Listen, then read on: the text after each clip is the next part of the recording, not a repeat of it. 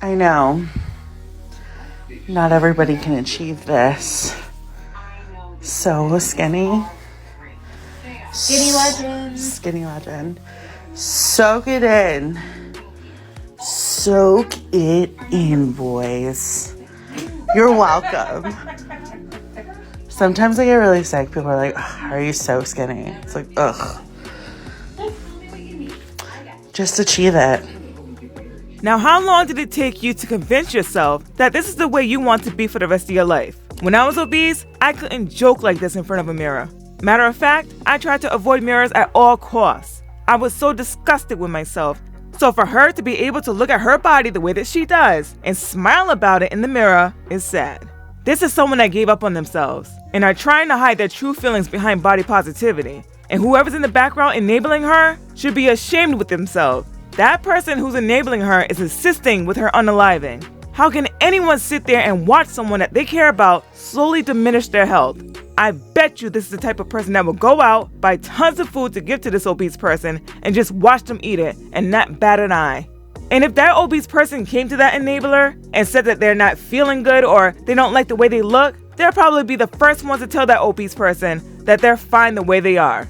I would rather have someone that cares about me tell me the truth and let me know, hey, you're gaining a lot of weight, you look pretty big, you should start taking better care of yourself. Yes, it will hurt every time I hear it, but if I hear it enough times, I'm going to start doing something about it. Don't convince yourself that it's okay to be obese. And don't enable other obese people to think that they're fine the way they are. Don't lie to them, and don't lie to yourself either. Finger down if you've spent a good portion of your life starving and torturing yourself in the name of fitness and health, and eventually your body began fighting for survival and slowed your metabolism all the way down and your hunger hormones all the way up in an attempt to save you, and now you've gained back every pound and have to walk around wondering what every person you know is thinking about your size and whether or not the people who celebrated your shrinking body are now talking about how badly you've let yourself go when they have no freaking clue that you were losing yourself and losing your mind in an attempt to be as happy and healthy as all of the influencers told you that you'd be. Okay, let's break this down. Finger down if you spent a good portion of your life starving and torturing yourself in the name of fitness and health. Okay, I'm gonna keep it real with y'all. In the beginning of my weight loss journey, which was over 20 years ago, I didn't know much about how to lose weight. I just knew that I had to eat less and move more. I didn't know how much I needed to eat, and I didn't know how much I needed to exercise. My first real weight loss attempt was after I had my first son at 19 years old. I wasn't taught much about dieting, definitely not from school and not from my parents. So I relied mostly on TV commercials, infomercials, and books from the library to teach me how to lose weight. I tried all sorts of things, diet pills, weight loss drinks, diet plans, and so on. And it didn't matter what I tried. It felt like I was getting bigger and bigger and bigger. I got to a point that I felt like I was severely depriving myself. Following diet plans that cut out food groups, not enjoying what I ate because it was bland, and I didn't even know if I was exercising right. And still, the weight didn't want to fall off the way I wanted it to. There were times throughout this journey I got so impatient and I was very discouraged when I only saw a 0.1 pound drop in weight for the week. So naturally, I went off the diet and went back to my old ways because I believed what I was doing wasn't working. So yeah, I'm gonna have to agree with her. I spent most of my weight loss journey starving and torturing myself because I didn't know what the heck I was doing in the beginning. It took time to design a plan that worked for me and my body type. And now on my weight loss journey, I'm seeing results. She gave up too quick. She did not allow herself any time to find the right plan that works for her. She says, and eventually your body begins fighting for survival and slowing your metabolism all the way down and your hunger hormones all the way up in an attempt to save you. Now, if you are obese, trust me, your body is not fighting for survival if you're eating under your maintenance calories. You have more than enough fat to fuel your body for a good amount of time. You're actually fighting for survival while obese because your body has to figure out where it's going to put all that extra fat that you're eating. And when you don't exercise, it's trying to figure out how to keep your muscle mass and bone density from deteriorating. You're putting so much pressure on yourself when you're obese, and your body is trying so hard to keep up with the negligence you have created for yourself. I don't know the science behind metabolism, but what I do know from my own experience is that if I lose weight, I burn less calories, so my metabolism will lower itself. It's normal. If I want to lose more weight, I need to burn more calories. That's where exercise can help. But chances are, people like you don't feel they need to exercise. And your hunger hormones went up because you're not eating the right foods to keep your hormones neutral. You can't just lower your calories and still eat junk food and then expect to feel full. Trust me, I know. You have to add in the protein and the fiber from foods like fruits and veggies to help offset your hunger hormones. She says, and now you gain back every pound. You have to walk around wondering what every single person is thinking about your size and whether or not the person that celebrated your shrinking body are talking bad about how you let yourself go. Okay, no one made you decide that you should quit your diet plan and go on extravagant food binges. You consciously told yourself it's too hard to get healthy. You're the one that went back to your bad habits to gain back every single pound. You never fixed the most important things about yourself while on a weight loss journey, and that's the way you think about yourself, food, and your overall health. Now that you gained back all that weight, now you're worried about what people think about you? You should be worried about taking care of yourself, not what other people think about you. This is your journey. It doesn't matter what they say behind your back. What matters is, are you going to try again and get back on track? She says they have no clue that you were losing yourself and losing your mind in an attempt to be as happy and healthy that all the influencers told you you'll be. So, you were losing yourself and losing your mind? That's what happened when you're trying to change your life. You want to lose your old self, your bad habits, and your old way of thinking. You want to become a better version of yourself.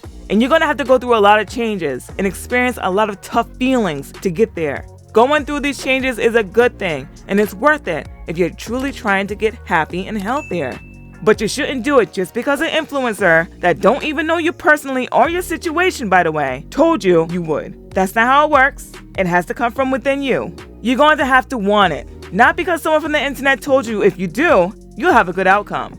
It's going to be hard work changing your bad habits into good ones. It will take time to see your final weight loss goal. You have to figure out how to do all of this in a way that works for you, on your own terms.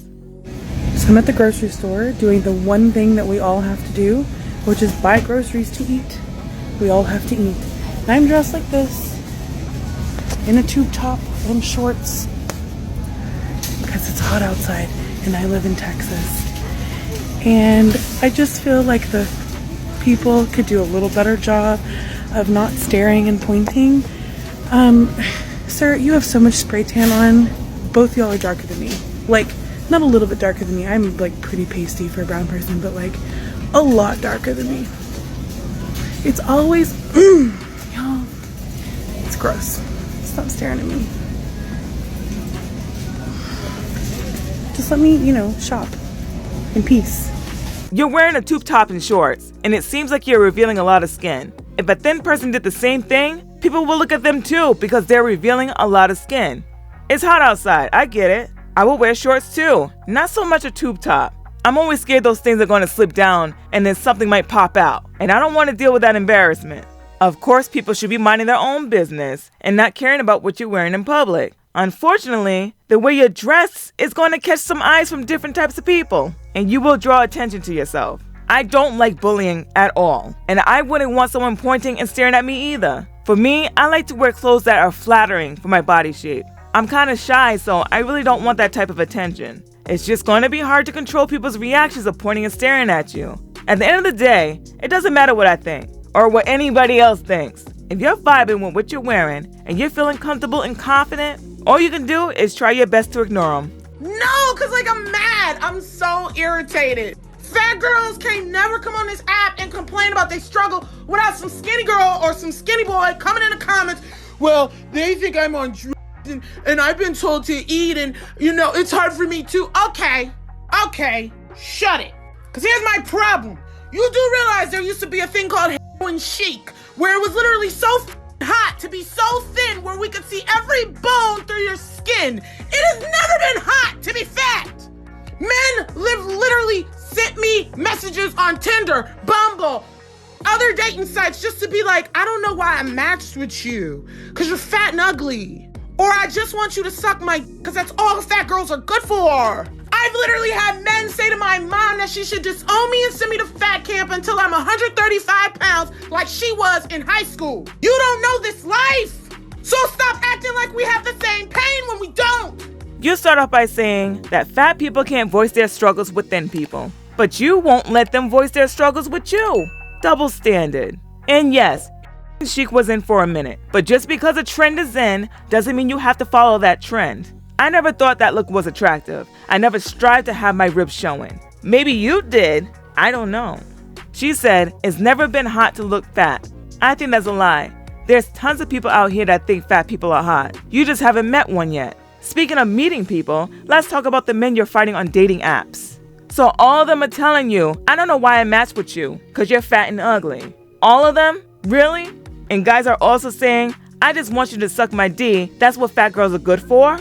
That's messed up. But you're on a dating app. There's some crazy stuff to be seen on those. Sorry to burst your bubble, but there are thin people that's getting the same treatment as you on these dating apps. I remember when I used to go on dating websites. Yeah, back in my day, we didn't have dating apps yet. So we're still using websites and party hotlines. No cell phones, all landline.